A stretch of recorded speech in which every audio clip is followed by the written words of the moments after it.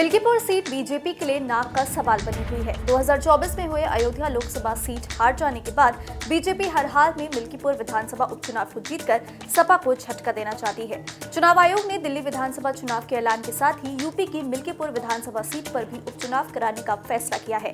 मिल्कीपुर की सीट पर 5 फरवरी को वोट डाले जाएंगे, जबकि नतीजे 8 फरवरी को सामने आएंगे। ऐलान होने के बाद से ही नामांकन की प्रक्रिया शुरू हो गई है, जहां एक बार फिर से समाजवादी पार्टी और बीजेपी की कड़ी टक्कर देखने को मिलने वाली है। जहां समाजवादी पार्टी ने फैजाबाद के लोकसभा सांसद अवधेश प्रसाद के बेटे अजीत प्रसाद पर अपना भरोसा जताया है, तो वहीं बीजेपी ने चंद्रभान पासवान पर भरोसा कर मैदान में उतारा है। इस तरह मिल्कीपुर उपचुनाव की लड़ाई बीजेपी बनाम सपा की ही नहीं, पासी बनाम पासी की हो गई है।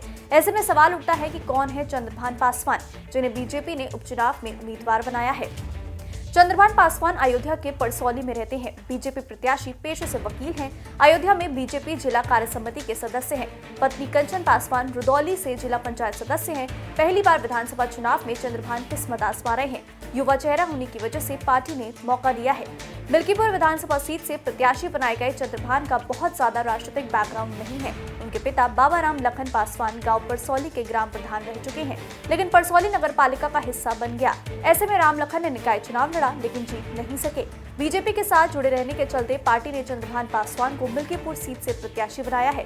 चंद्रभान पासवान को रुदौली के बीजेपी विधायक रामचंद्र यादव का करीबी माना जाता है। इसके अलावा उनके संबंध फैजाबाद के सांसद रहे लल्लू सिंह के साथ भी नजदीकी रिश्ते माने जाते हैं। माना जाता है कि रामचंद्र यादव और लल्लू सिंह के करीबी होने का लाभ मिला है और बीजेपी उन्हें मिल्कीपुर सीट से उम्मीदवार बनाया है।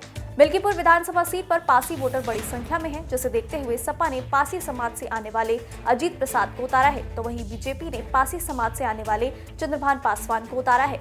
इसे देखते हुए कहा जा सकता है कि मिल्कीपुर सीट पर पासी वोट बैंक जिस तरफ शिफ्ट होगा, चुनाव वही जीतेगा। यहाँ ब्राह्मण यादव के बाद करीब 55,000 की आबादी पासी वोटर्स की है।